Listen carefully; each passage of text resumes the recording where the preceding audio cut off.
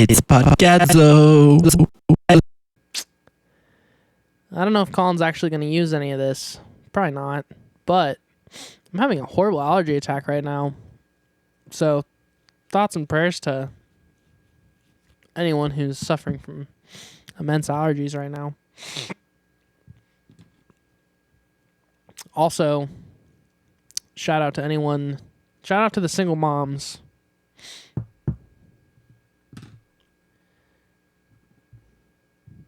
Shout out to the single dads. Technology, am I right? Julian. What? Hello. Welcome to podcadzo. I started like 5 minutes ago. Are you finally ready You're to go not going now? to use any of it, but... No, you were just talking to yourself in the microphone. Yeah. Whispering like a little... I was talking very quietly. Welcome to podcadzo. Welcome to podcadzo. You trying to come up with a jingle on the spot? Maybe. I'm workshopping it. I'm killing time because my computer's starting and I need it. Podcadzo. Bad. Podcadzo. Bad. Podcadzo. Oh, you just stole my thing. I just wanted to see how I felt doing it myself. Do you like it? No. Oh. It's worse than I thought. I love getting up there. It's worse than I thought. Getting up in the I like high getting all up register. It's not like falsetto because share with me the sun. it's still chesty. I like chest singing voice. Portugal the Man songs because he gets He gets dude real up there. straight up. I thought that dude was a woman. Was a lady. Dude sings like a lady. Do you know his name? His music trivia. Mustache man, glasses, douchebag. He's not a douche. He's a nice dude. Mustache man, glasses, seemingly a douchebag. It's John Gorley. Yeah, I knew that. No, you didn't. Dude. I did. I've heard his name before. If you knew it, you would. Well, I didn't know it, but I've heard it before. Okay. That's half the battle. The other Knowing half is half recall. the battle.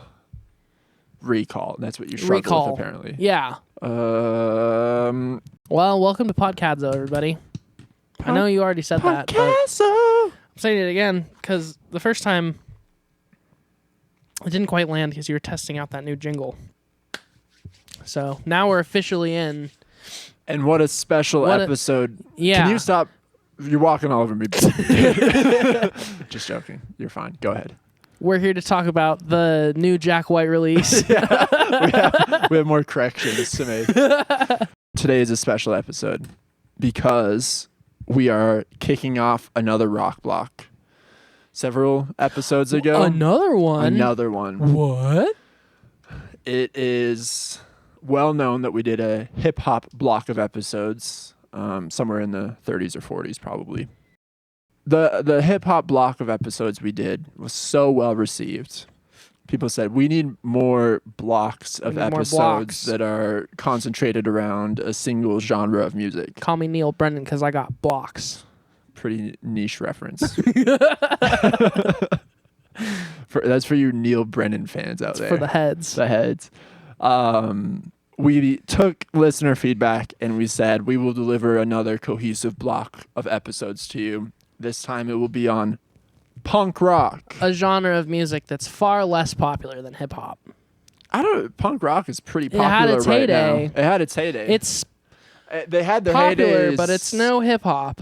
It's not hip hop. It's almost like one of those ironic things. Like people kind of ironically liked it for a bit, and then it at some point stopped being ironic. You know what I mean? Yeah. I know. Let's table that because I'm sure we'll talk about that later in the hip hop block or in the punk rock block. Yeah, not this episode. Not this one. That's not for a while, baby. Because this episode is about the origins of punk rock. I'm learning this at the same time as you guys. Episode 1, the origins. Mm-hmm. I think I made a slide deck. This is called The Invention of Punk Rock. I made old school notes again. Origins, key figures, and impact. Hey, Rick Beato, by the way. Nice. Wow. It's white. If you guys want this with black slide text. deck, we can make it available publicly. Ooh, we should start like not like an email list, but just like Repository. a shared Google Drive. Yeah, I'll just make. I have a Google Drive. I'll just make it public to everybody. There you go. That'd be kind of fun to see what people do with our notes and whatnot. I would create a document in the Google Drive that's just like reasons why Colin smells bad, and then I'd be like, number 1, he doesn't shower. Don't say that. Number Don't say 2, it. he frequently hangs out at dumps. The audience needs to know how good I do smell. Which is bad. Again, to clarify. All right, let's move on. I'm one of the most hygienic people you know, I'm sure. Yeah, you're overly hygienic. I'm overly hygienic. It scares me. It's a problem. I don't know why you come into my house, because... Your house isn't that dirty. No, it's pretty clean, but it's definitely... Parts of there's it are dirty. moments when it gets pretty bad. You always seem to be here when it's bad. When it's bad. Mm-hmm. I just thought it was that bad all the time. No, it's like, okay, not to air out dirty laundry or anything, but like... There's dirty laundry everywhere. I clean about once a week because that's the only time I really get a chance to deep clean. And then, Kelsey cleans a lot too, but when we're both working, it kind of just piles up. Yeah, it's hard to find the time. Yeah, exactly. None of that seemed bad. I don't know why I said airing dirty laundry. I mean, yeah, something that everyone goes through in their lives, but whatever, dude. Airing dirty laundry against myself. Whatever. So... Fuck Rick Beato. Yeah, fuck Rick Beato, yo. I made this slide deck with the help of a little AI program called ChatGPT. Wow. I didn't know you could make entire presentations with ChatGPT. Yeah, it's pretty powerful stuff. Try it out. I would, but it's going to ruin the future of music, bro. I'm pretty well informed on punk rock, as you are, I'm sure, but the origins get pretty complicated, pretty messy. So I wanted some accompanying notes to kind of guide us along so we don't get sidetracked. My notes are very Keep basic. us focused. So Good. Okay. And also, just for the record, we both took History of Rock and Roll together. We did. And there was a large punk rock definitely section of that class because our teacher, what was it, Mr. Van Tat. Shout out Van Tat. Shouts out Van Tat. He was really into punk rock, so, and he was also into the music that preceded punk rock a lot too. So, yeah. So that information will come in handy here. We're finally putting something we use. learned to use. Yeah, and it also kind of, it really did inform my actual background on punk for the first time because, like, my dad listened to punk when I was growing up, and I liked it, but I didn't know that much about it. So it's cool to learn about it formally, and then now we get to half-ass our way through information again. My dad did not listen to punk rock. It's kind of sad. He likes proto-punk. Yeah, seems like you would. You too. Mm-hmm. They're post-punk. Some people call you two punk. Yeah, just straight up. They punk. were very much inspired by part of the first wave. They're not proto. They're post-punk, if anything. Yeah, they're definitely not proto-punk. Yeah, they're I don't know why I after said that. proto-punk. Yeah, but that being said, they draw heavily from proto-punk. Definitely, as do all the punk bands. That's the line of thinking I was on. Yeah. All right. Should we just hop right in? Yeah, we talked about U2. Yeah, we mentioned Jack White. Fuck Rick Beato. I think we're done. Oasis is a little bit of a punk band. Oh my fucking! Well, now you've pissed me off too. So we've really done everything. A lot of people will say that Liam Gallagher is kind of the perfect marriage of John Lennon and Johnny Rotten. Who would say that? The music, the masses that listen to music. Oh, the masses. The masses. Sure. The press. We very much value what the press has to say. Shut up. Shut up. Word's hard. Word bad. Word is hard. Word is especially hard when you're podcasting. Yeah. No one gives us enough credit for how. And I'm dealing with a little bit of a, I don't know if you can tell. A GI? No. Allergies? Indigestion. And allergies. Well, that's almost a GI issue. Indigestion. No. Gastrointestinal. My GI is fine. Okay, your tract. My tract is all good. Your tract is on track. It's more just like gases. A little gas in my sternum. I'll keep that in mind. Keep that in mind. We're on to slide number 2. All right. Slide 1 was the title slide. Slide 2 is the introduction. What was the title again? The Invention of Punk Rock. Subtitle: Origins, Key Figures, and Impact. Introduction. Definition. Punk rock is a genre of music that emerged in the mid-1970s, characterized by its raw sound, rebellious attitude, and DIY ethic. That's like 2 of my 3 notes. The objective of this presentation, of this episode, is to explore how punk rock was invented, its key pioneers, and its influence on music and culture. Man, ChatGPT's a real fucking snoozer. There's no flair in that whatsoever. I wrote that myself. That was in ChatGPT. Fuck you. That was ChatGPT. All right, I want the listeners to observe this. Watchers, observe this.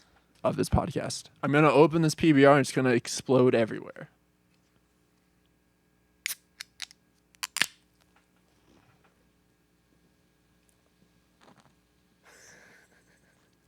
And I let it happen.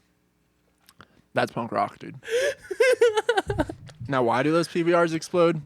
I have no idea. I really don't know. Every single one of them. They've been in there for long enough that they're like they've settled. Like even if one of them got tipped over or shaken a little bit, it would have settled mostly by now. Yeah, dude. Every single one of them. And now I'm soaked. I mean, are those the ones that you brought over here, or are they the ones that I bought from the store? I think they're the gas station ones I bought. So they probably just got really fucked up during shipping on the truck. I don't know how that... in the back. I've never experienced anything like this. But whatever. We're almost done with those PBRs, and hopefully it doesn't happen in the next batch. I didn't realize there was a dead moth under this paper towel. Oh, there's dead moths, not just in your house, but everywhere. Everywhere I go has dead moths. Yeah. I think the thing with moths that pisses me off the most is it's almost like they intentionally kill themselves, but just in dramatic ways in your house. Like it'll just like fly around and be like, ah, and then it'll just like fly into a light and be like, and then land right in front of you while you're trying to eat your fucking dinner and at the same time. The office where I work is littered with them. Really? Yeah. Damn. That's weird that we don't have that many out here this year. Yeah, it's been a pretty slow season for them. Yeah, compared to the last few especially. Like, what was that, 2021 or 2022 when they were like...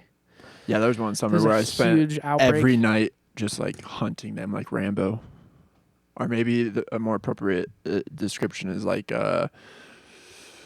Robert De Niro's character in Taxi Driver, Gazoon Tight. Thank you, sorry. Where he's hunting the rat and then he eats it. Because I was eating the moths.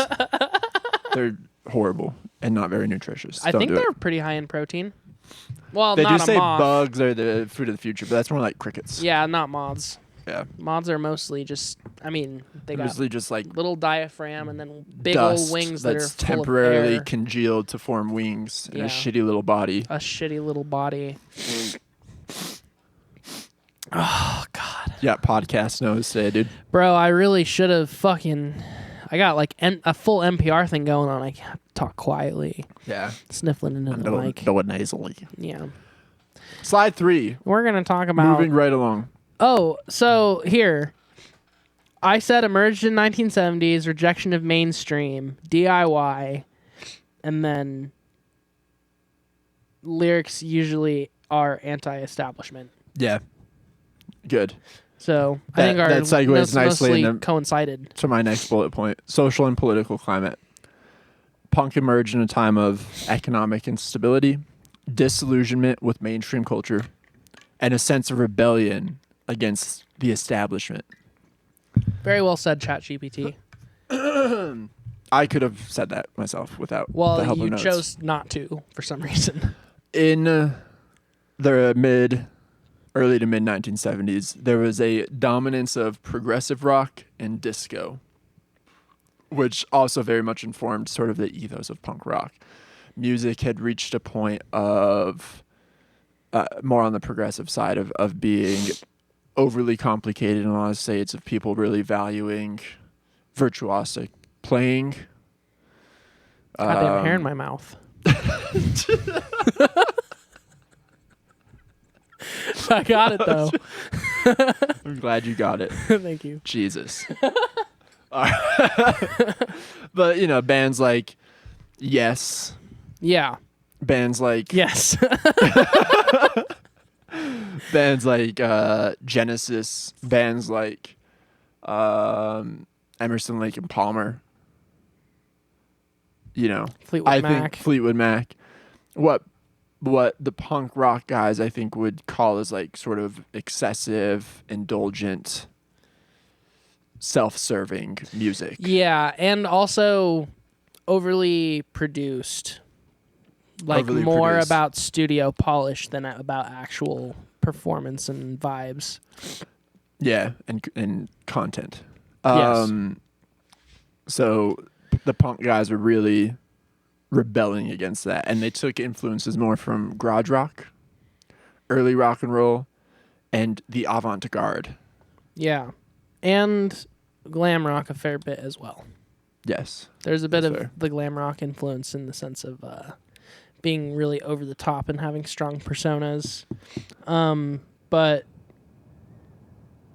yeah, my other note was inspired by 60s music and garage rock, and also a lot of 60s pop. Yeah. So like garage rock, like the Sonics, the Stooges, MC5,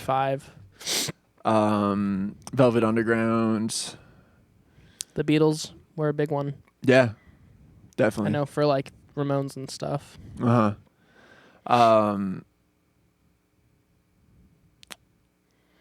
Let's hone in on that actually before I just blaze through more notes. So there's always a really interesting debate that goes on of like who actually invented punk rock.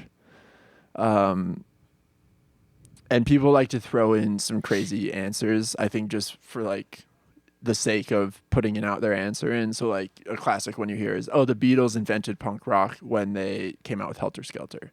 Or some people say the Who invented punk rock because they smashed their instruments. Some people say like the MC5 invented punk rock because they, were originators of kind of that sound and the general attitude that they had. If you had to pick a band who actually did invent punk rock, who would you say it was?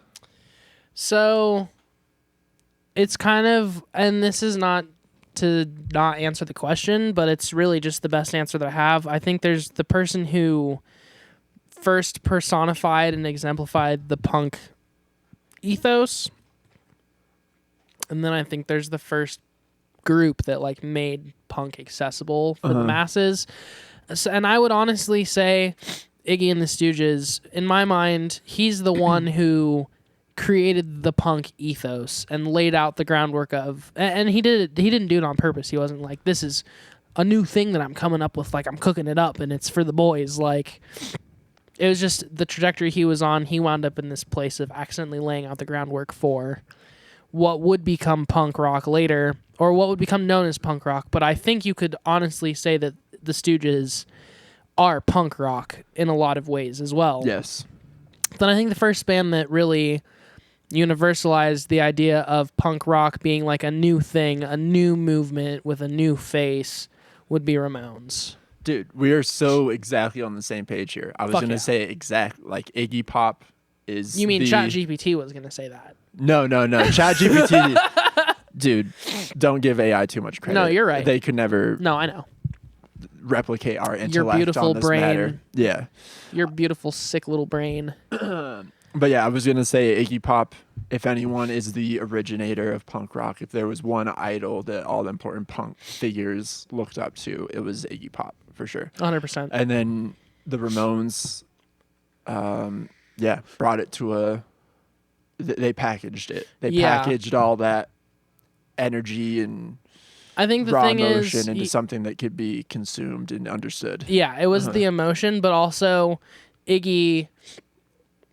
Obviously, Iggy had goals and stuff and was on a trajectory of his own, but then the Ramones came into the scene and they very intentionally were like, we're going to be like a pop band. We're going to be a 4-chord band. It's going to be very specifically this thing because of their combined frustration with the mainstream and just the way that the 70s had progressed musically speaking, because you pretty much had, like you were saying, prog, you had Steely Dan, or you had like not hyper pop, but you just had like essentially big pop that wasn't like necessarily full of any substance. Yeah. And so they wanted something that was simple and redundant, but also had substance and personality. And that was like their mission statement right from the beginning. So that's, I think, why it was, someone laying the groundwork, but then someone else picking up the torch and really saying, this is what this idea is when you maximize it in this direction fully. I found an interesting Reddit poll on the punk subreddit. They asked the question, who invented punk? And gave the options Ramones, MC5, Village People, Sex Pistols, and G.G. Allin. And Ramones won by a pretty significant margin. Next was MC5. Next was Village People. And then fourth was Sex Pistols. Fifth was G.G. Allin. I think it's interesting, and I don't want to get ahead of myself too much here, but there is a band that I think gets missed out on this conversation a lot, especially if Sex Pistols is part of the conversation. Do you know the band I would be thinking of? Wait, you said especially if Sex Pistols is part If of the Sex conversation? Pistols is part of the conversation, then this other band should always be part of the conversation as well. And that's why I kind of like wrote a little blurb about them as well, because like you had Ramones, NYC, American punk, but then pretty much the same time you have a different movement in Europe London. that the Sex Pistols is part of, but they're not necessarily the only originators of. And there's actually another band that kind of... The Clash? Not The Clash. The Damned. Okay. Yeah. They kind of... They technically were like the first UK punk band to like release a single, and yeah, they were joining with the Sex Pistols, but I think the Damned still, again, kind of they were proof of concept in the UK first before anybody else, and then nobody really includes them because they kind of in the 80s obviously went down a different path and started being like really gothy and stuff instead. But yeah, you know, I don't know. Damned, yeah, definitely. And I'm glad you brought that up. And I want you to know this is me saying this, not ChatGPT. I just came up with this. Punk is really... ChatGPT told him to say that. No. Punk is really the tale of two cities. Because how I'm going to focus these slides is New York and London. Because that's where the two cities where punk was really born out of. And we had the important early bands coming out of. And they were very, cogent scenes in both of those cities. Do you know before we get to that, what the Village People is all about with them inventing punk? What the argument is there? I don't know why people would say that they invented punk. It's probably the same sort of thing as the Beatles, where it's like they had one kind of heavy riff in a song that again was by accident. Like, well, you can't really the whole like, and the thing with Helter Skelter too is like people say that song started a bunch of different genres. Like some people are like that Helter Skelter's like the first black metal riff, and like all this is kind of stupid stuff. And the main thing with that is like they didn't go in specifically thinking like, okay, we're gonna make like a really heavy song that's like riff central. It's like anything they did, and as great as the Beatles are, I'm not trying to take away from them, anything they did in that regard in the studio was kind of by accident. They were kind of just fucking around. Like they didn't really have a specific vision. So off their rockers on acid. Yeah, they were drugged just playing out. the first thing that came to their minds. Fucking John Lennon was beating Yoko Ono probably. But anyway, the only thing you can really attribute Helter Skelter to is Charles Manson and the murder of Sharon Tate. 100%. That's the only thing that song really did. So anyway, that's kind of the argument I would use for Village People too. Yeah, they had probably a heavy moment and then you in the can just song, say that like anyone who's kind of not like moment. non-conventional or like broke the established conventions of pop music were like punk originators, and Village People were kind of like that. Which is why U2, I think it's lumped into that first wave punk shit sometimes as well. But really, again, they wanted to be a punk band, but their ethos was never fully punk, I don't think. The edge was too melodic. Yeah, exactly. Okay, so let's start with the New York scene, and then we'll hop into the London scene. I'm more of a London scene guy myself. I think we've talked about it before. Clash is one of my favorite bands of all time, The Clash. Love the Sex Pistols, love the Damned, love all those London bands. I love the Ramones, too, for sure, but I have more of a special connection with the London bands. Me being an Anglophile, that shouldn't be a surprise to anybody. which city do you have more of a? I don't think I could pick one. Yeah. Like, I've said it before on this podcast, and so ultimately I guess it would be UK, but the Clash is, in my opinion, probably like the best band of all time. Yeah. Like, they transcend, because they spend so much of their career dancing around what punk is supposed to be also. They really kind of only break their did own one rules. punk record. Exactly. Their first record was a punk record. Exactly. And everything else, was exactly way them dancing around. Yeah. Yeah. So I would say that it's UK, but then I also think, like, overall, like, you have Ramones, you have Patti Smith, you have Television, you have Elvis Costello. I mean, a bit later. So, but like, it's a kind of a redundant argument. London, though. There Were you wouldn't naming New York people? Sorry. Yeah. I always think he's fucking American for some reason. but anyway, or is UK not basically, I guess the whole thing is just like the American scene, the NYC scene specifically defined, I believe defined what punk was going to be, and then the UK scene wouldn't have become what it was without the NYC scene like establishing what punk was supposed to be and feel like. So and I think the American scene's like more important, I guess, historically, but then more good stuff has come out of the UK scene. So I was just in the first wave. There's such like a satisfying symmetry to punk, where like, you know, kind of parallel thinking both in New York and in the UK.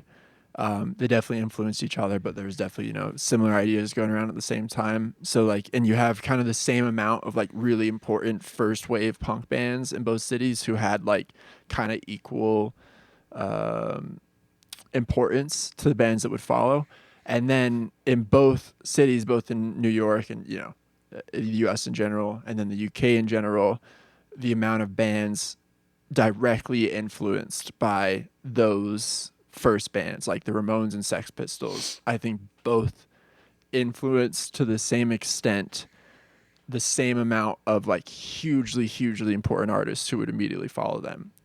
Like there's this famous Sex Pistols gig in Manchester where like 15 of the really important UK Manchester bands that would follow in the immediate years were at that show. So like in one show, the Sex Pistols birthed like 15 hugely important bands.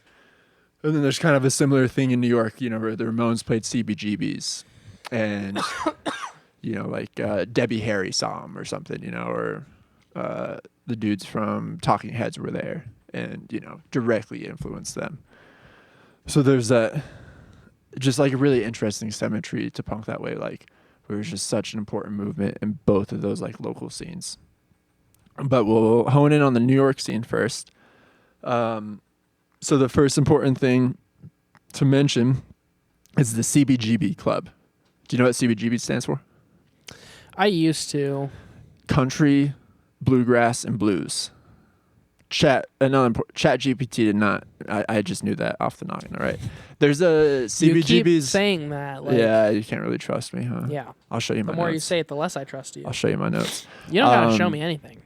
There is a biopic with what's the dude who plays Snape in Harry Potter? Alan Rickman. Alan Rickman plays the owner of CBGB's. So he did start it. He was just like an old hippie kind of who wanted to start a club in New York for country, bluegrass, and blues. And it was failing. And then the punk dudes were like, hey, can we play in your club? And it became like a hugely important location for the punk movement. That's not the word I wanted to use, but whatever. So, yeah. Venue? Maybe. CBGB really became the epicenter of the punk rock movement in New York. And then let's talk about the key bands in New York. We've already talked about the Ramones. That's the obvious one. Television. But Television's so interesting because, like, Marquee Moon is not a punk record. it's not really an anything record. It's just like I think that's why it's punk record. Yeah, true. That's a good point. We'll come back to television. Patti Smith Group, for sure. Patti Smith, hugely important. And I threw this one in myself. This wasn't anything that ChatGPT came up with, but New York Dolls, I think, are vitally important to the New York scene. 100%. Okay, and then out of London, not really any important specific venues. I mean, I'm sure there are venues they all played at, but the key figures in the London scene really Sex Pistols, The Clash, and The Damned. And I guess the reason why, just to not like overly dive into this too much, but the reason why CBGB played such an important part in the New York scene was because punk bands literally couldn't play at other venues. Like, they were either playing DIY shows or they were playing at CBG because it was considered a DIY venue, and no other venues would really take punk bands because of the ethos of like fuck the man, and they were seen as dangerous, kind of the same way that hip hop was seen as dangerous when it was first coming into the picture as well. Definitely. So and it was legitimately dangerous, especially so people did get hurt.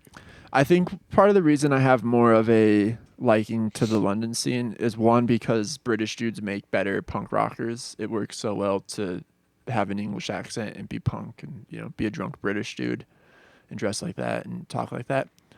And two, all the New York in the 70s was horrible and dingy, full of crime and dingy. And speaking of Taxi Driver, you know, it's kind of in that period. Sure. UK was in a very bad state, and it's not only that the city of London was in turmoil, but they had this like oppressive government, and like Margaret Thatcher is really the most important figure of punk rock. Like, that's who everyone was rebelling against in the UK in Thatcherism. So, and it's something like you kind of take for, or you don't fully, or at least I never fully appreciate it, like watching punk documentaries and listening to people talk about it, just like how much of a bummer it was to live in the UK then. And young people really didn't feel like they had any prospects, like they didn't have any attachment to their country. They felt like it was taken from them. And punk rock was like truly a rebellion and like something that they could believe in and latch onto. It was hugely, hugely important. In New York, I feel like that's watered down a little bit because things weren't as bad as a whole as they were in the UK. And the late 70s into the 80s in New York, there was just an explosion of every type of art. Like, you know, the films they were making, it was more of a cultural thing. So punk was a like hugely important aspect of that, but there was so much important, like, you know, other mediums of art, of film being made at that time, where I feel like there were other avenues where people were like expressing their creativity. Yeah. I'm sure there was other great types of art coming out of. And like the origins of like Ramones was more of a, they were more commenting on, I'm gonna sneeze. Bless you. They were more commenting on how like fucked like music and the state of mainstream music had gotten, and like mainstream art in general had gotten in America, whereas UK it was very much more like politically engaged, of like this whole system is fucked up. So, and the music that's being shoved down our throats is fucked up too. 100%. On top of it all, we don't even have good music to listen to, and so that's what they were about. And it rains every day and too. It rains, yeah. So like it just feels like I tried to get a lorry, and all the lorries were full of blokes. I didn't even have a fucking quid to pay for. I didn't have a bloody quid. So yeah, it just feels like, you know, when you watch like fucking footage back are so then, fucking stupid. They're so fucking. I can't believe they're real. I didn't think they're they not. were real until You've never been there. I've been. No, twice. you flew around the globe on a plane, and then landed they just took on a me set. back to New York. Yeah, you landed on a set. This is London. Mm-hmm. People just talk all fucked up. Yeah. It's like the Truman Show, but French. I often do think my entire life is a Truman Show type scenario. I am watching you most of the time. Yeah. Well, I know you're watching me. I catch you all the time, but other people are more discreet, perhaps. Yeah, they're way better a at little it. bit. Yeah. Maybe that's part of the strategy, though. Like Julian get caught all the time. I want you to he see can never me. think that this is Truman Show because why I'm would like we the hire friend. someone so bad at I'm this? his You're friend. the friend. Yeah. You're the friend. Let's grab some beers and go down to the dock, old pal. I was just thinking about this when I was a kid. I got out of the shower one day. I was in my parents' shower. Okay. And I was walking from their shower to the counter. I was a young kid, 6 or 7. And I passed out in the bathroom and I hit my head and I busted my head open. Holy shit. And my mom threw me into the back of her car and was rushing me to the hospital. I was unconscious and I woke up in the back of her car and I regained consciousness and I seemed to be okay. And so they decided they would wait to take me to the hospital and took me back home. Like, well, we're 3/4 of the way there, but he's awake now, so. That's something I remember so vividly. You remember going down too? Or just coming up? Both. Okay. I remember like dreams I had when I was in that state of like being Whoa. unconscious. When I was probably 14 or 15, I brought that up to my mom. Said, hey, remember that time I was young and took a shower in your bathroom and I passed out and was bleeding everywhere and you had to drive me to the hospital? She said, that never happened. And I was like, what are you talking about? That had to have happened. Like, it's one of my core childhood memories was passing out in your bathroom. She was like, Colin, I would remember if I had to rush you to the hospital and you were bleeding out of your head, and I would have never turned the car around. Like, if you're bleeding out of your head, she wouldn't have turned around. Yeah, There's exactly. no way. And I was like, oh my God, I guess that didn't happen. And then in my early experiences with drugs, I thought, what if that did happen and I'm still in the back of the car on the way to the hospital and everything I've experienced up until that point is part of a dream that I'm having. And then I'm going to live my entire life like this. And on my deathbed... Or completely differently than this. Well, on my deathbed, I'm going to go towards the light, fade away, and then wake up in the back of my parents' car as a 7-year-old like right boy when she gets to the hospital. on the way to the hospital. I still think that all the time. I mean, if that does happen, how old were you when this happened? 7? 7. You should just somehow get a little gun and just put it in your brain. Like, no, dude, if that actually does... You want to live 2 entire lives? Yeah, because imagine how dope my second life is going to be. I'm going to kill it. You would think that you know that well, song? But then if this is all just made up, then you're not actually going to gain anything from this experience for your next experience. Well, if I don't, then I'll kill myself. Yeah. I'll be a 7-year-old boy, commit suicide with a gun. You're so fucked up, dude. Well, you could get someone to do it for you. True. Anyways, bring your gun to school. That's kind of like a... Ask one of your friends to do it on the playground. There you go. And then what if I live it? What if I live the entire life after that, and then I wake up after dying, and I had an hallucination in between the time the gun was fired and the bullet hitting my head? I mean, shit. My life flashed before my eyes, not the life I lived. At that point, it seems like you're just begging to life. live multiple lives for some reason. So just do it. Anyways, don't kill yourself. Truman Show reminded me of that because that's kind of a staged life. Yeah. Situation. Sure. Sorry to get off topic. Man, so it really never happened? Yeah, it never happened. It was totally just a false memory. A made up memory. Maybe you dreamt it. Maybe I dreamt it, or maybe like could be one of those things where like I got out of the shower and felt lightheaded, and then was like, oh, what if I pass out? And then that like got embedded, and it's like, oh yeah, I passed out and had to go to the hospital. You'd have to be kind of a psycho to do that. I know. Well, there's another thing about memories. It's just so interesting how it works in our brains. But like, do you remember Brian Williams, the news reporter who got fired because he lied about going down in a helicopter in Iraq? Mm-hmm. And it was like, you never went to Iraq. You were never there, You were bro. never there. And you certainly were never in a helicopter that got shot pretty down. Pretty much immediately just like, oh yeah. Well, he seemed like, I'm on his side because he seemed genuinely disturbed. He really seemed like, I thought I went to Iraq. I thought I was there. They were just talking.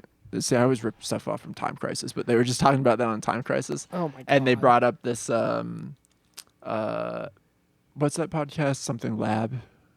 The Huberman one? No.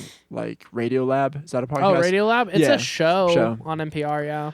They brought up an episode of that and where they talked about memory, and they said the memories that we replay the most, that are like the most important memories, are actually the ones that are most degraded and fucked up and that we get wrong. Because memories are kind of like a VHS tape. The more you play it, the more it degrades. So like something you think about all the time, you've likely changed in your head many, many times in like altered facts. What if I don't remember anything? Well, then I think all your memories are just fucked up. I mean, you're a totally different case because your brain just works in a very anomalous way. What? Why? I don't know. You're just kind of fucked up. Sure. Okay. Yeah, no, I get it now. I'm just joking. That was mean. Nah, it's true. You right. Should we get back to punk rock? What? Oh, yeah. The Ramones. The Ramones. You remembered. Good job. That's actually a good segue. Let's talk about some of the fashion of punk rock. Yes. Fashion and aesthetics played a very important role. So I will say, I think it's kind of important to note, punk really takes off in like 76. Yes. And then punk as a fashion movement isn't necessarily mainstream or popular until like 78. Takes like a good bit for a lot of people to really catch on and be like wearing punk garb. Yeah. Socially, you know? I feel like late 77 into 78 for sure. Yeah. I feel like whenever I think punk rock, 77 comes to mind because that's like when Sex Pistols, the first album was released, Talking Heads, 77. I don't know if The Clash, if their album was 77, that might have been a year later because I think The Clash's first album was after Sex Pistols. But yeah, you're exactly like 76, 77, 78. Those were the vital early years of punk rock. So I think everyone knows the signature looks inspired by punk rock. Mohawks, leather jackets, patches, studs, ripped clothes. Mm-hmm. Piercings, tattoos. Which again was a response to the mainstream fuckers all being like clean and shiny and polished and having really expensive stuff on and looking inaccessible, looking different from like the common man or whatever. Yeah. So and they wanted like a visceral reaction from people when they saw them. Yeah.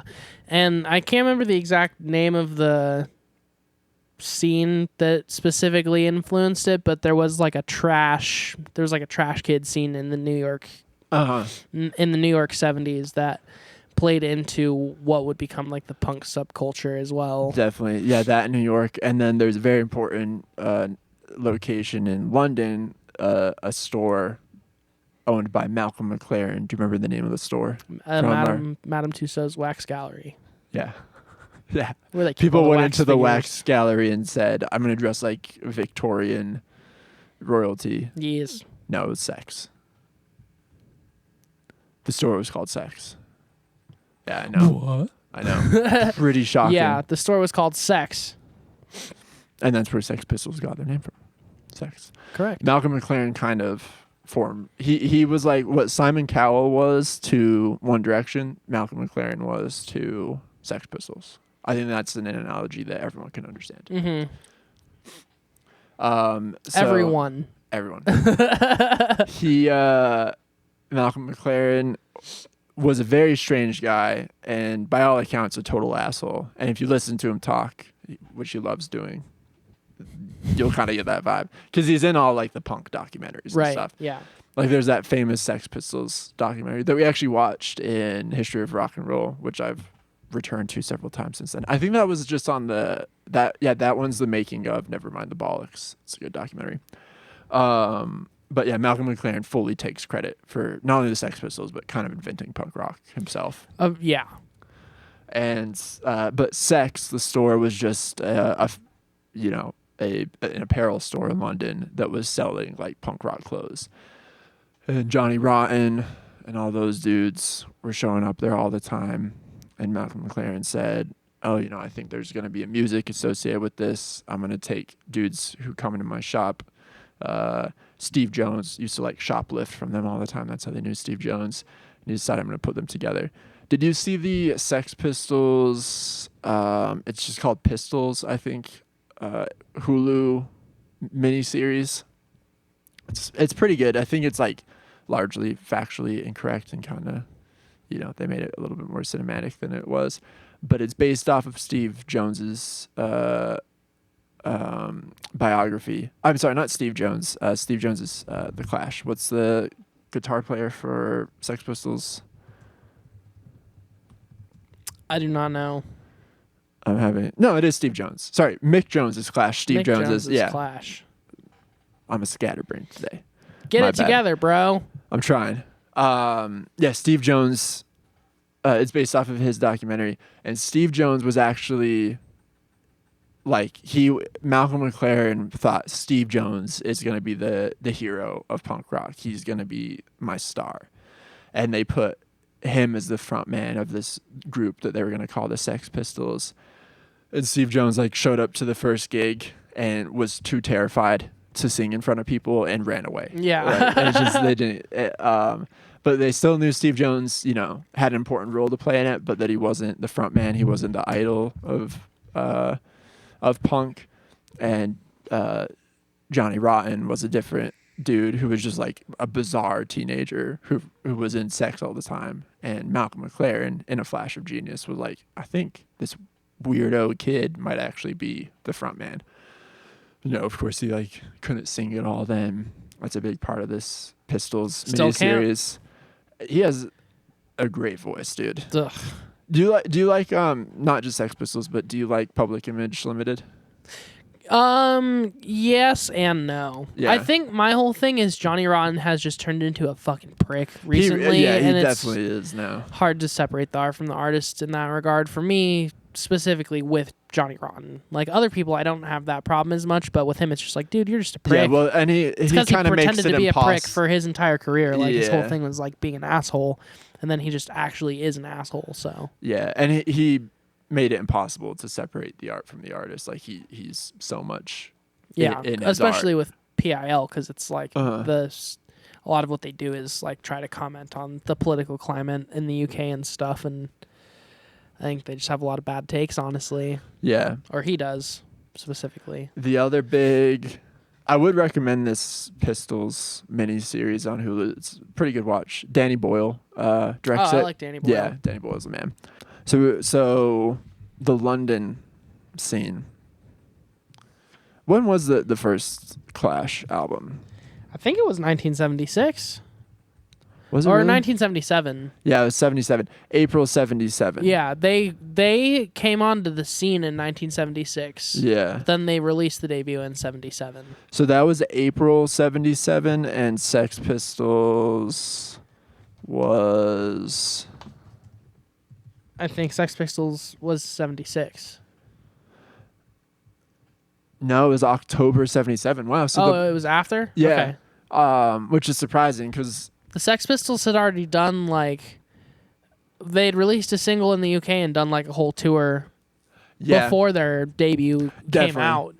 They were very much known as the UK punk rockers, and the Clash were formed as a response to kind of, yeah. Sex Pistols. They were it was a very calculated effort behind putting the Clash together. Yeah, which again, it's a testament to how good the Clash is, because I think, and I like the Sex Pistols, but their whole thing was always just, again, oversimplify, be as abrasive as possible. Yeah. And then the Clash very quickly was there could be another element to this where it could be more social, more about social commentary, but still political, but it can also be more refined and it can be simple, but it can still be refined, essentially. Yeah. So I think Nevermind the Bollocks, the Sex Pistols' first album, is the essential punk record. Just objectively, that's what people would say is punk. And it's an amazing album. It's one of the classic albums of all time. But in that record, it's very clear that like the Sex Pistols don't have much of a range beyond this. Like the Sex Pistols aren't going to take it much further than this, and they didn't. That was really the only real album they released. They fizzled out pretty quickly after the release of that album. They were on an absolutely grueling tour. Their original bass player got kicked out and got replaced by Sid Vicious, who couldn't actually play bass and was a horrible drug addict, and he ended up dying. That was kind of the end of the Sex Pistols. The Clash, to your point, it's just, really points to the genius of those guys, that they were a response to the Sex Pistols, like put together for that reason. Like, oh, hey, you guys can dress in leather too and release music like this and be successful like the Sex Pistols. And they made a great debut album that was like the Sex Pistols kind of. But then they said, oh, we can do so much more than this, and there's so many other places we can take this, and it's still within the punk ethos, but it's going to be our own thing. Yeah. And I think that's really owed to the genius of Joe Strummer specifically. I don't know. All those dudes are such, like Paul Simonon, Mick Jones. The stuff that they would do after the Clash is hugely impressive too.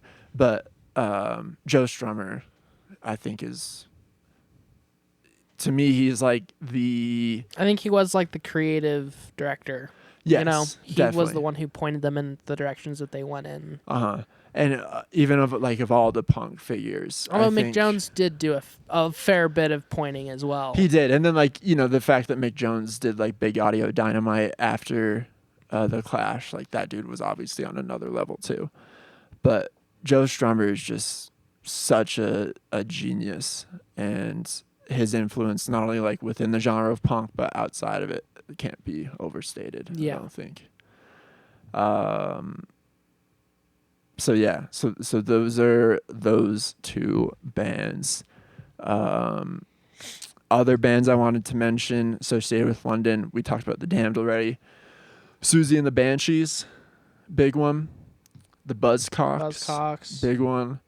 And they're one of the bands that were at that famous Sex Pistols Manchester show, who started as a direct result of seeing the Sex Pistols. Elvis Costello. If we could pause on Elvis Costello for a sec. Who's not American. Who's from England. Elvis Costello, I think, was another guy who, like, kind of similar to the Clash, were like, oh, you can be like the singer-songwriter punk dude. And I think that's, kind of the lane he was being pushed into early on. But again, his first album was like clear, like Elvis Costello. Yes, he's very much fits into punk in kind of like an intellectual, vibey way, but he's can go a lot of different directions. Like Elvis Costello's too much of a powerful force to just put into that bottle of punk rock. Yeah, if we're talking about his overall career.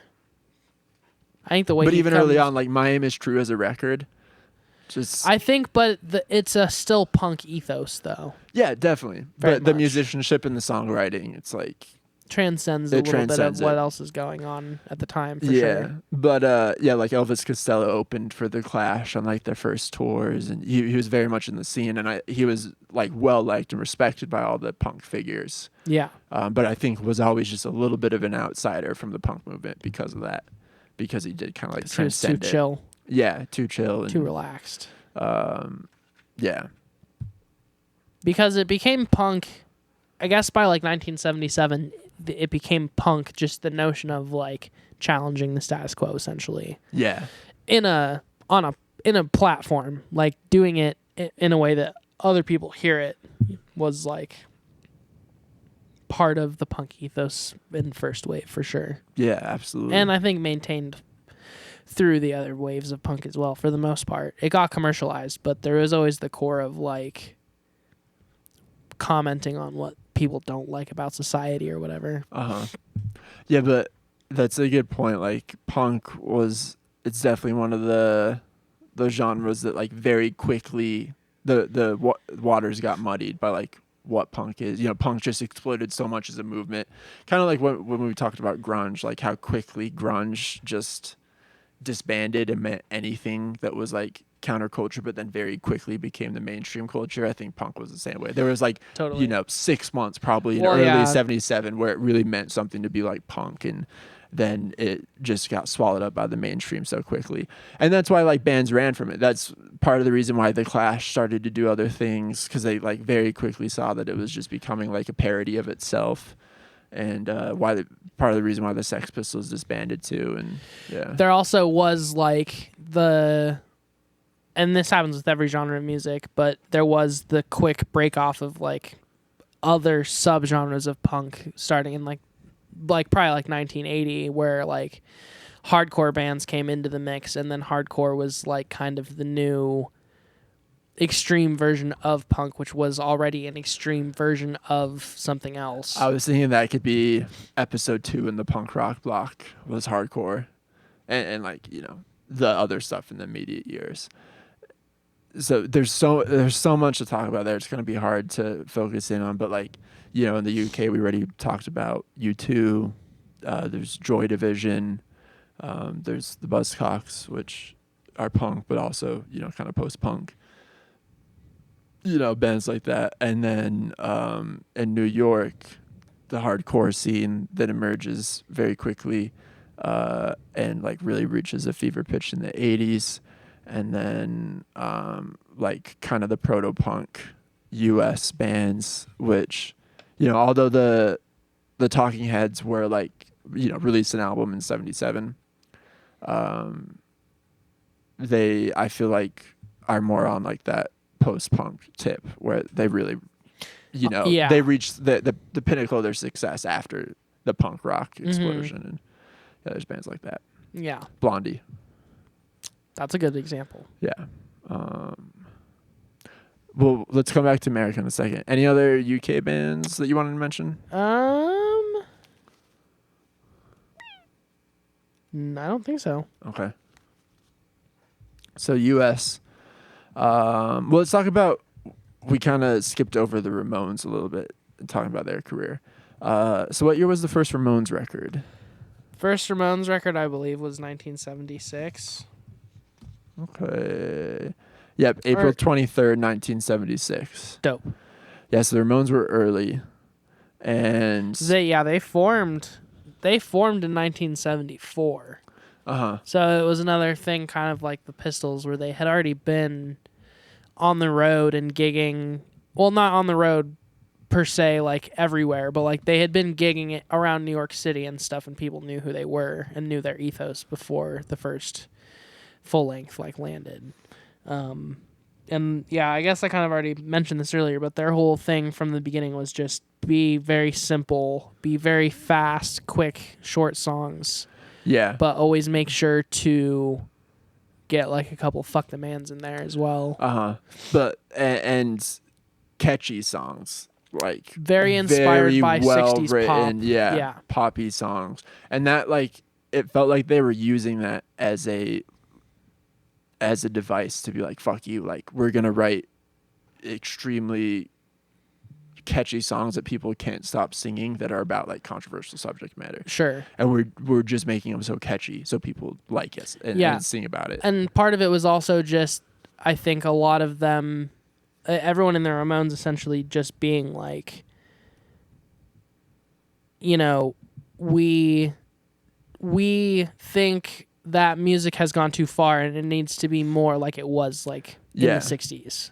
Exactly. So trying to draw it back to a simpler time. Yeah. Which is like hugely important because there was still so much obviously like good material to squeeze out of that people had gone over, of like, you know, that conventional like 60s kind of like bubblegum pop songwriting structure. And I mean, we've made it known on this podcast how really truly good like 70s prog is. Like they were sick of the production value of prog essentially, but like they were still competing against very high caliber, very musically inclined stuff. Yeah. In the 70s. Because I was like, you know, associated more with like punk rock and like that's the music I loved. I did have a rebellion to like 70s prog for a while when I was a teenager, because I was like, oh yeah, that music is bullshit. That's music that all my like punk rock heroes hated. But then I grew up a little bit and was like, no, this is amazing music. Emerson, Lake and Palmer fucking rips. I love that album, and yeah. So we've made it well known. Like they're both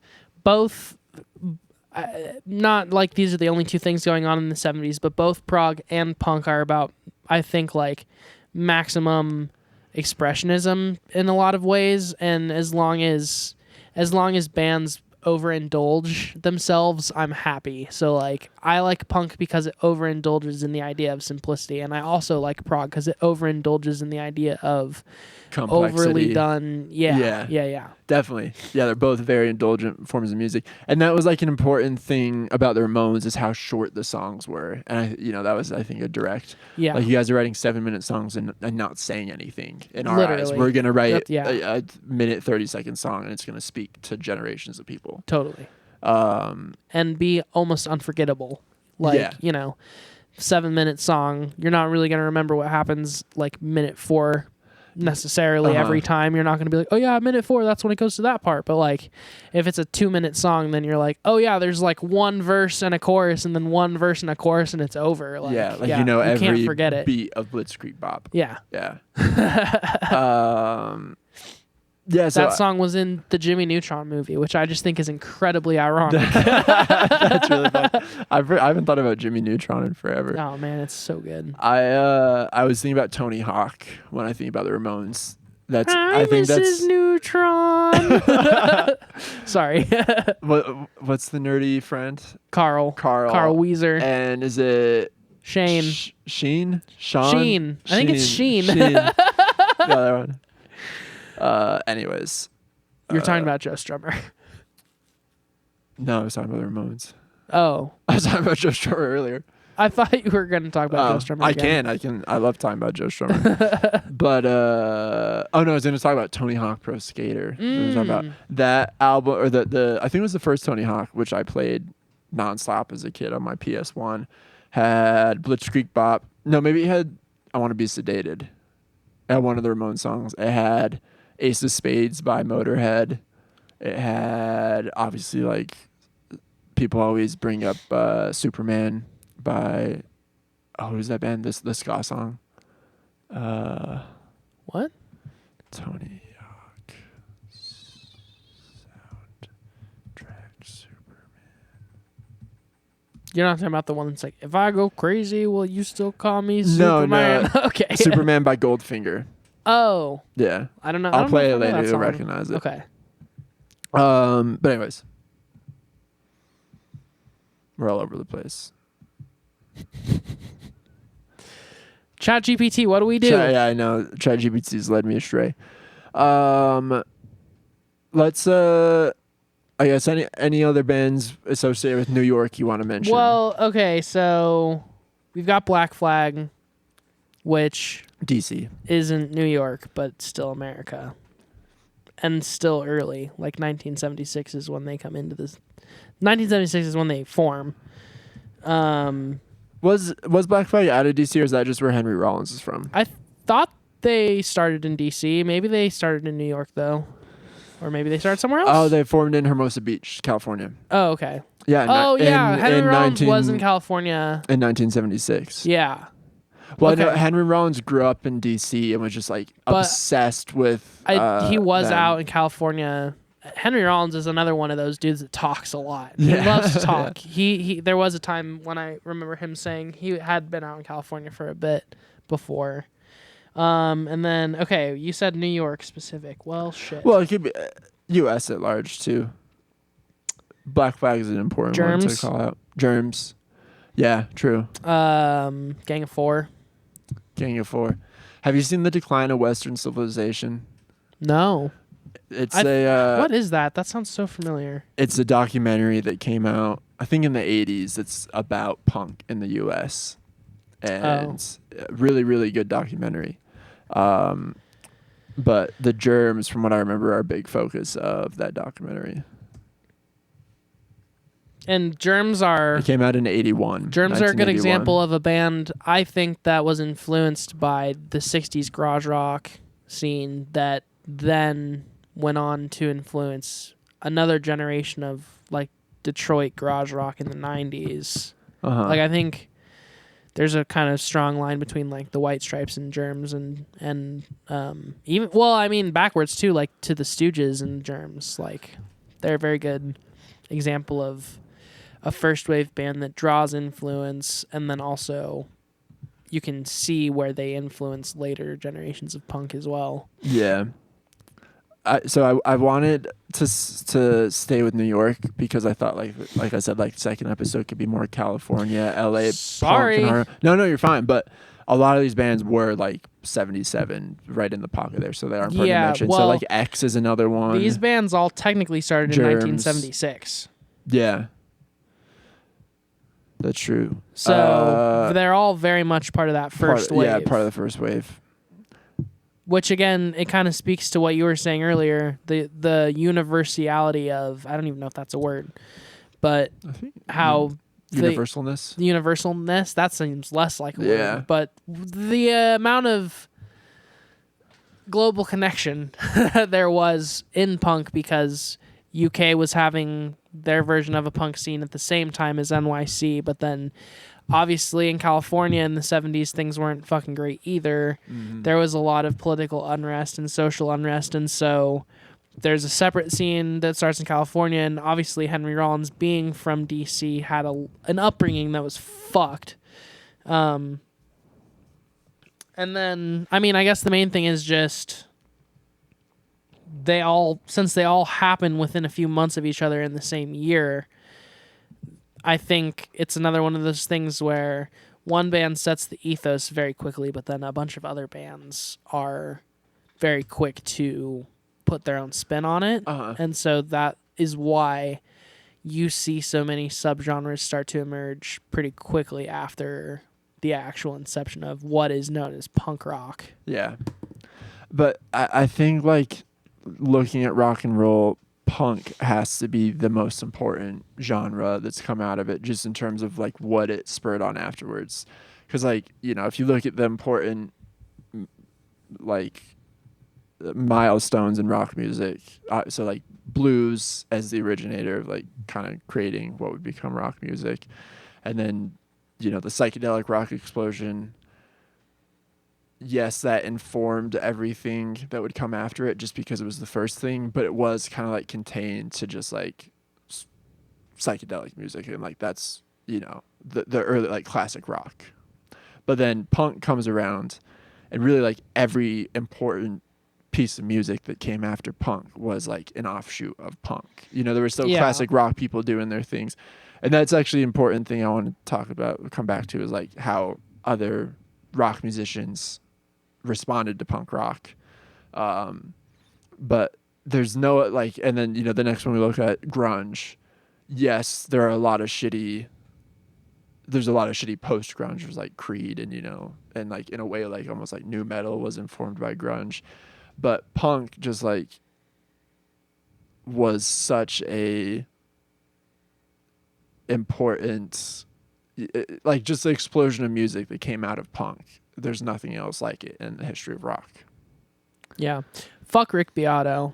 Yeah. I agree. I think, like, even, like you say, we go from punk to grunge, but, like, grunge is basically, sorry to be overly reductive here, but grunge is basically just punk 2.0. Because it's, like, pretty much the end of another decade. We're coming to the end of the 90s, almost 10 years after punk starts, or after punk is global.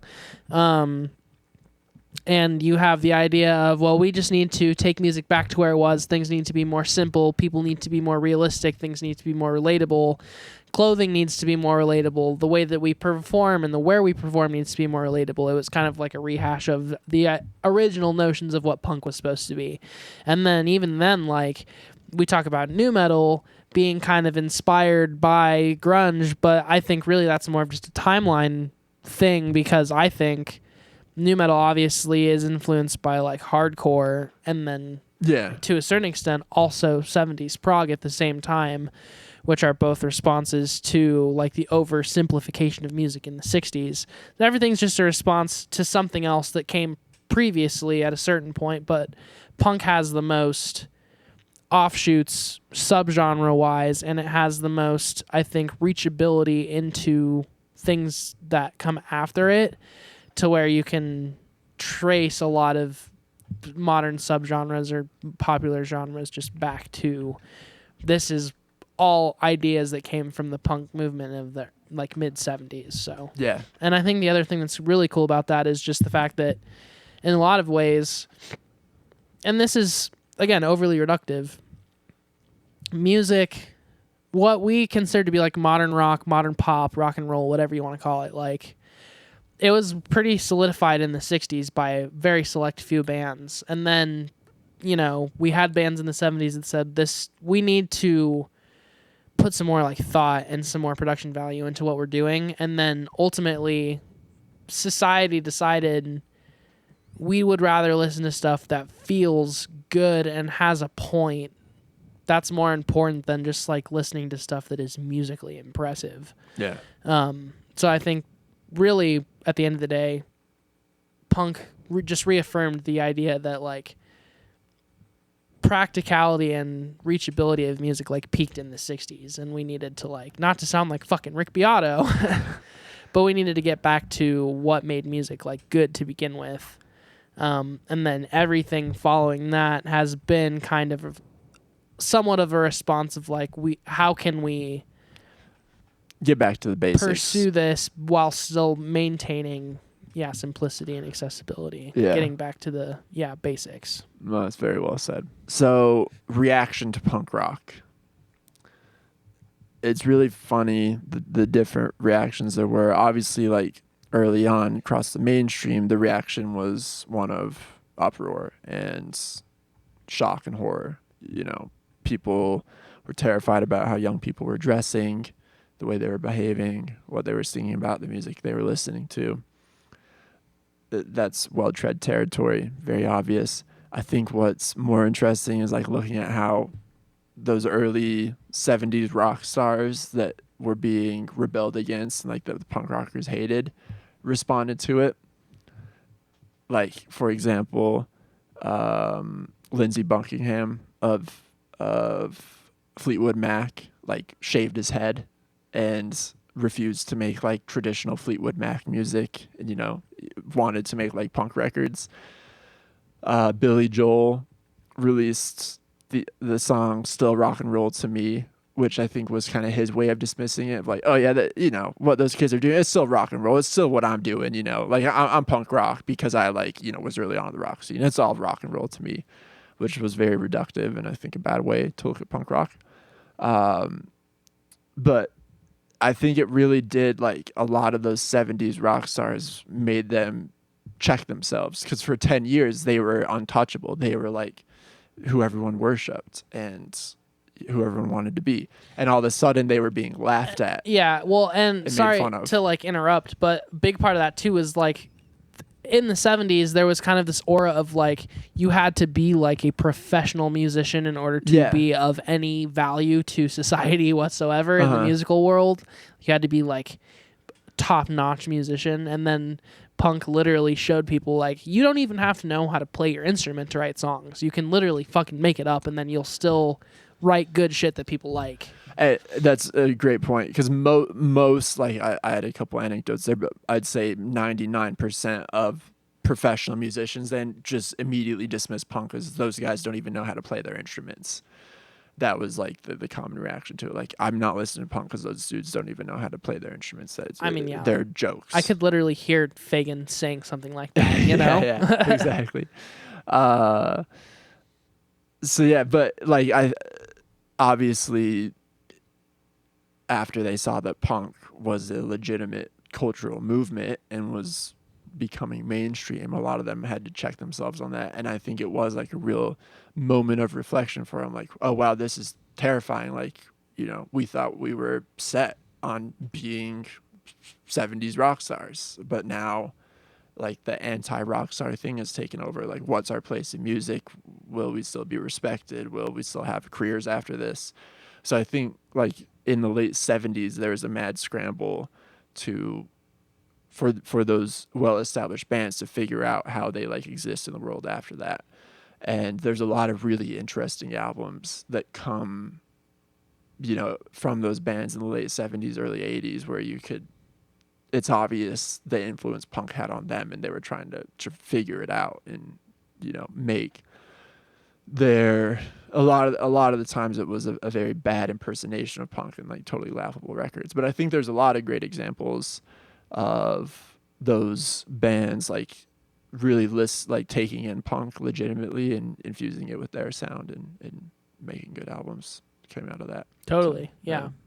And even still continues to be like we kind of mentioned this at the very beginning of the episode, still kind of continues to be a thing where we see reemergences of like punk, both punk like attitude and then the punk sound. Like almost every, I want to say like decade, there's like a small punk resurgence where it's like definitely we had one in the mid 2000s, we had one in the 2010s. Where we kind of weirdly are getting out of one right now. I was just about to say we're punk was exiting popular one for the last year and a half, and a bunch of shit. It seems like it's always nostalgia based, but I think at the end of the day, it really just comes back down to that accessibility of like, no matter how old you are, no matter what time, what position of your life you're in, you're like always going to relate to the kind of grander notions of punk rock. So yeah, and it serves the same function today, I think, as it did in 1976, more where so, it's like, well, if anything, yeah, exactly. Like, wow, keeps people honest. Modern music is getting fucking ridiculous. Time to strip it back and like actually sing about something that matters. Well, and nowadays, not to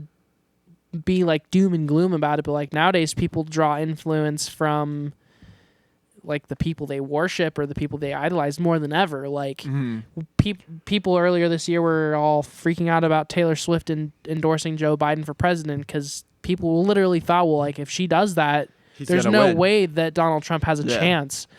And then all that for Joe Biden to just drop out of the race, and now Taylor's gonna have to endorse Kamala, and we're all just gonna like go through it again. So it's just one of those things where it's like, we live in a simulation. Yes, we do indeed. All right. Well, to close this out, we'll quickly talk about our relationship with punk rock. I was thinking. Sure. Before we do that, I wanted to. When we were talking about the origins and who invented punk rock, there were two bands I wanted to bring up as honorable mentions. One, Black Sabbath, I think. Sure. Well, okay. I wouldn't say that they helped invent punk rock, but I think they definitely influenced. Yeah, like Ramones.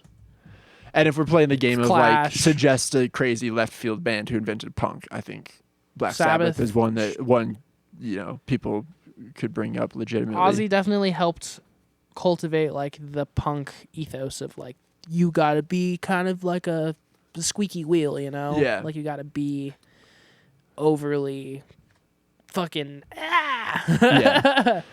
The second one I wanted to bring up was Modern Lovers. Okay, interesting. That Jonathan Richman and Modern Lovers recorded that first album like before 76, somewhere in like 73, 74. It didn't come out until later, like when, the punk train was already kind of rolling. But he was like truly... Why did it take him so long to... There was just a bunch of... they like disbanded immediately after like recording the record, and there was some...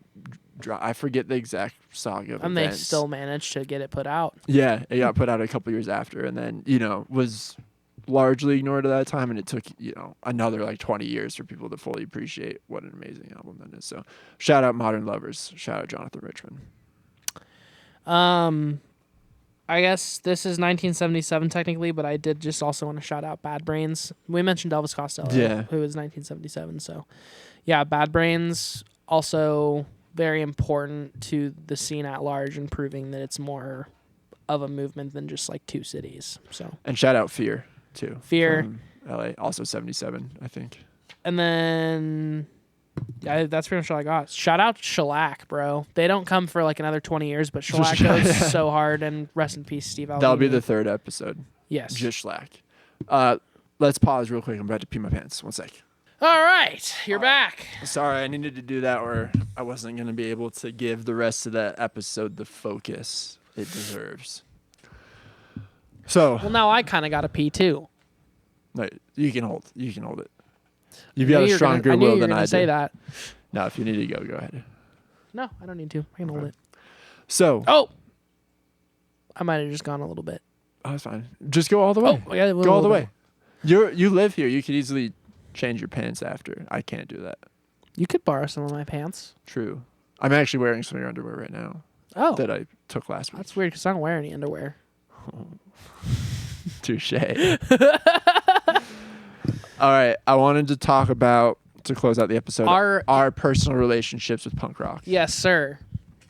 I think you should go first. Julian, when did you hear about punk? I think you should go first. Okay. I got into punk because I like U2. And is that really what did it? Probably. No, I don't know. That's probably like the first time I actually heard. Like what year? Like how old were you when you got into punk?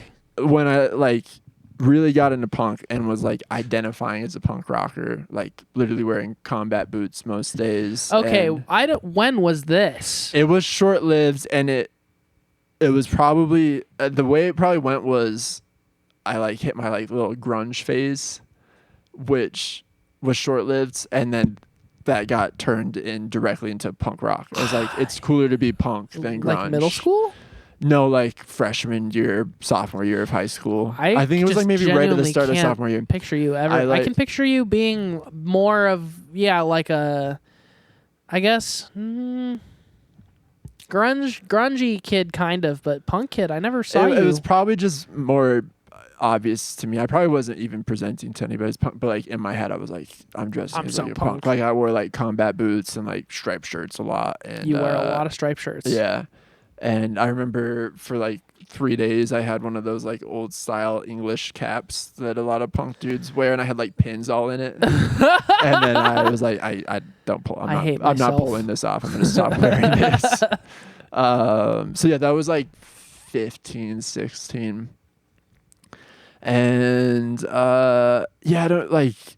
It's like we were saying, like with punk, everything kind of after punk is influenced by punk in a way. So it's impossible, like if you actually look into the bands that you are listening to and like follow their influences back, it's going to go back to punk rock. So I think that's kind of what led me there. Is like, oh, I'm just going to go straight to the source. Yeah.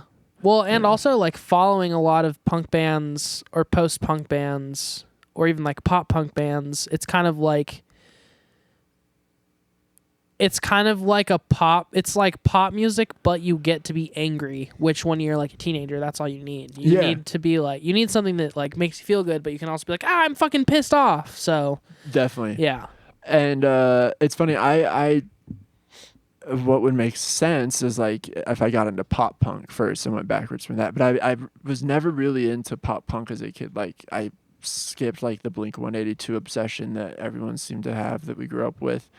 I was like into some of like the scene music growing up, and like I was like kind of very tangentially like a scene kid because I was like kind of friends with some of those people. I mean I wasn't a scene kid at all, but like, you know, I kind of were kind of friends with those people. Yeah, like with you and your fucking loser friends. I'm sorry, that was we mean were again. not. I'm just kidding. We were not like that at all. You were not scene kids. Like XD RAR kids. Yeah. If you Cookie Monster hats and stuff. Exactly. I was not.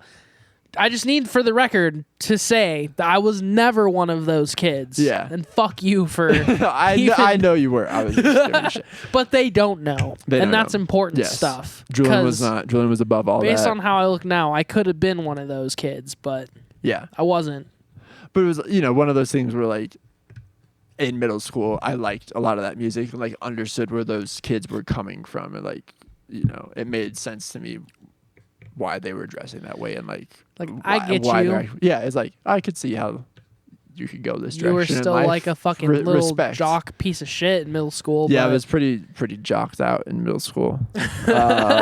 Embarrassingly.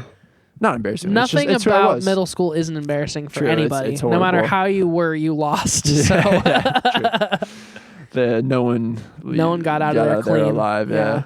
So yeah, that was me. That's how I got into punk. I mean, I didn't really explain it at all. That's a horrible explanation. But yeah, you know, I probably just followed one of the bands I was into, like back to punk rock, and then you genuinely liked it. Genuinely liked it. Like right away, it was the Clash for me. That's who I latched on to. Did any of it have to do with maybe the fact that it was one of the few things that musically speaking, you like weren't introduced to Yeah, probably by somebody else? Yeah, like true. There was no stones left unturned from my dad and like rock. Like any band that I came up with, my dad owned their CDs like, oh, yeah, and was like, "Yeah, I saw know them." Exactly. So I cupped Geddy Lee's balls once. yeah, I think he did meet someone from Rush actually. See, that's what I'm saying. The man Maybe knows everybody. No, yeah. I would believe it 100%. Yeah. So, but my dad, was never like into the punk stuff. So yeah, it did feel like a little subversive. Like, oh, this could be a music of my own, punk rock. And so yeah, it was combined. Like when I was really going through my punk phase, it was like the classic punk bands who I was getting really, really into, especially The Clash, as I mentioned. And then there were a lot of more contemporary bands that I was looking out for at the time. Like I remember a band I was obsessed with early on was Off. I listened to Off all the time. And who else was I into then? I don't know, just all those like, this would have been like 2011, 2012. So like, bands around then. So yeah. Good job. Thank you. You did it. I did it. That was a very good retelling of how you got into punk. Probably from some other band. Probably you too. I mean, for me, it was kind of like one of those things of exposure at an early age and then kind of rediscovering it on my own later when I could appreciate it more. My dad played The Clash all the time when I was growing up. They're like his favorite band, or I don't know if they still would be, but they have been always one of his like top threes, I would say.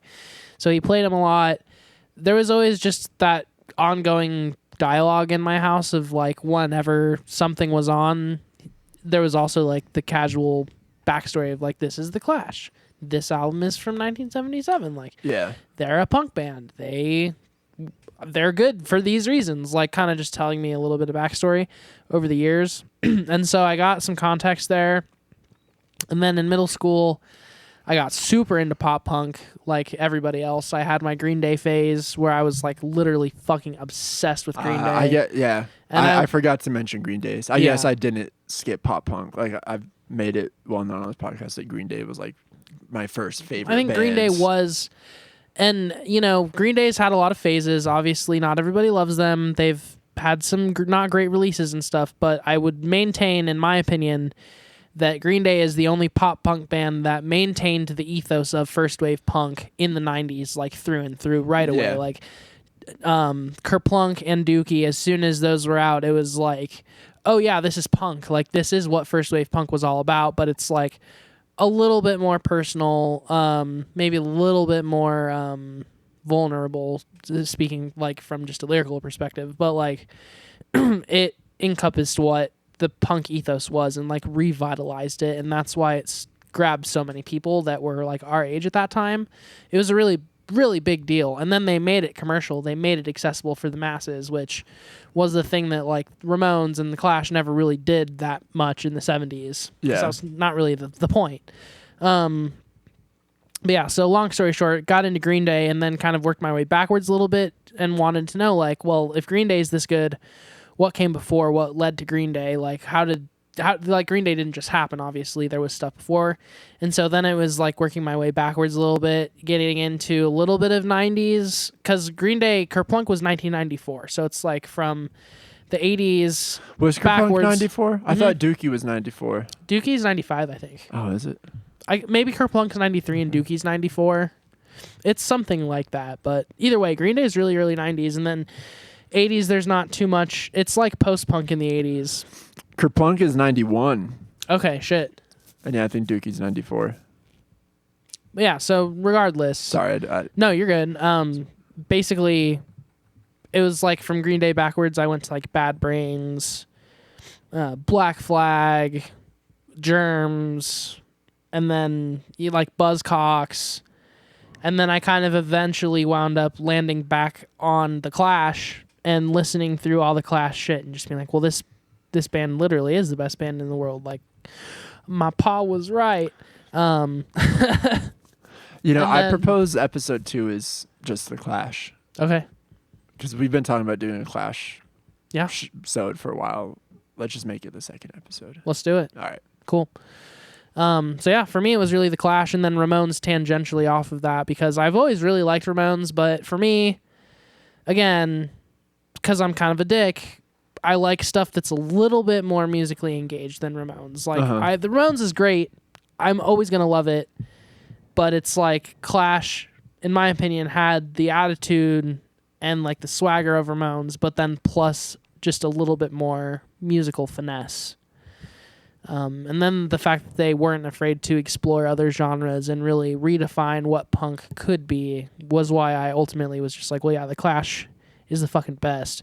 Never was really a big Sex Pistols guy. And then going further into the future, like I would say in like 2018, I had a huge Patti Smith moment where I just listened to Patti Smith for like 6 months, and then Patti Smith kind of became my favorite after that. Did you say 2018? Mm-hmm. That's about the time when I only listened to Horses like every day of my life. We were probably on the same Patti Smith kick at the same time. Fucking good. Yeah. Like it's literally so fucking good. But yeah, so I think later on, now that I'm more like older and wiser, like punk to me is more about personal expression than it is about being like sticking a middle finger to the man. Because when I was a kid, it was very much just like, yeah, it's fun to hate on the man, and like it's fun to say fuck you, and it's fun to like be pissed off with other people also being pissed off at the same time. But now it's more just like punk is more of a like social movement to me, and more of like a punk to me these days is like incredibly vulnerable. Like Patti Smith music is very vulnerable. Even Green Day, like American Idiot, there's a lot of very vulnerable stuff on that. And like even the Clash, going back to them, there's a lot of very vulnerable stuff on early Clash music. So that's what grabs me these days. That's like, I think when I got into punk, I struggled with that, like feeling like I was a poser and not like punk rock enough, and like wanting to be more rebellious but being like too afraid to, or like feeling like I didn't have a reason to be rebellious. And so yeah, like feeling like a little bit of a poser and outsider. But yeah, like maturing is realizing that punk is really just like freedom to express yourself and do what you want, and like say the things that you want to do, and not being afraid to present yourself to the world. Totally. That's kind of why I felt maybe more drawn into punk when I was a kid too, because like, and again, not to like tell a whole sob story or anything, but like, you know, a lot of kids, especially when you're in middle school, like you kind of make your identity up around like some superficial shit that doesn't matter, like the clothes that you wear, the music that you listen to, the backpack that you wear, like the shoes that you have, all that type of shit. And so like a lot of kids, they get to kind of choose like, well, the fucking jocks, like you wear like the sports clothes and the Nike shit, and like you have that one. I cut sleeves off of my t-shirts. Exactly. You all have that Under Armour backpack that is like exactly the same, and like, you know, it's just that thing where it's like that's how they identify, because that's the look that you have. And then punk, it's like, you know, all my clothes were from like Goodwill or secondhand, and like, or I mean, I got new clothes too, but nothing was ever like fucking fancy, and I never got to be like, I want to wear this jacket because it's gonna make me look this certain way. It was like I just wore whatever was the cheapest that I could fit in the best, and then that didn't like cast me out of being a punk kid. Like I could still be a punk kid and look exactly however the fuck I want to look, and no one really cared. And then there obviously comes a point when like you go to like some post-punk show and like everyone's wearing patches, and then they look at you weird for not having patches on your fucking leather vest. But that happens in any scene. I think when you're a kid, it's a lot harder to like cast someone out because they like don't look exactly the same way that you do to a certain extent. And then the other thing that I discovered really early was that I just liked wearing all black, everything. Black all the time looked the best. Yeah. So that also kind of tailored into the like whole thing of like, well, Billy Joe wears black all the time and I like Green Day, so if I just wear a black T-shirt and black pants, like I kind of am Billy Joe. Yeah. You know, Exactly. That's so. All throughout undergrad, I just wore black all the time. It was like, yeah, I'm just because I'm. That's how I feel on the inside. devoid of all color. Yeah. And light. Yeah. No, but it's just the sexiest thing to wear. Obviously, all black. It really is. All black everything. Mm-hmm. All right, dude. First episode of the punk rock block. A lot more intimidating than there's just so much to cover, and so much I feel like we didn't do a good job, or I didn't do a good job of explaining. You did a great job. Thank you. I hope it's okay. Because the whole point of this was just kind of a loose history of the introduction. It was a bit of a brain some of dump the first on, bands. yeah. Totally. So we did just both a level those set. things. Okay. Yeah. So we're not going to do this in like 1/16 drop of episodes. Right. Like, we'll break it up. It's not going to be just a punk rock block for a while, but there'll be Our several next episodes episode to is follow. not going to be punk It's not rock. going to be punk rock. But the next punk rock episode will be The Clash, as we've established on here, and then probably 80s hardcore Yeah. / 80s, I late think we could 70s just do- California. I think we could covered just that enough, yeah. I think we could just do 80s and 90s subgenres. Okay. And then episode 3 get into Episode like 90s and 2000s. yeah. Episode 4 pop punk. Pop punk, honestly, might just be good to do a whole Green Day episode. True. Because we've also been wanting to Do a Green Do Day that. episode. Yeah. listeners, thanks for listening. If you have ideas on what we should cover or the order we should Keep cover them to your things in, goddamn self. Yeah, you're not part of this fucking podcast for good reason. Honestly, if there was to be a comment on this podcast that was not from one of us, I'm deleting it immediately. I am reporting it, and I'm probably also going to be sending you some threats personally as well. So just be on the lookout for that. And naked pictures. I deleted all my naked pictures. We can take some fresh ones. But did you not Oh, you like... mean naked pictures of me? Yeah. Oh. You deleted all my naked pictures? Yeah. Well, yeah. Oh, that's Hard drive got full. hurtful. Sorry. That's what you decided to... I have a lot of schematics on my computer right now, so I just need to save some. I need to okay. make room for more schematics. Schematics of any buildings in particular? What makes you say guessing- building? I like was- where your head's at. I was guessing government buildings. It is a building. It's not a government building, but there are a lot of people inside of Planned it. Parenthood.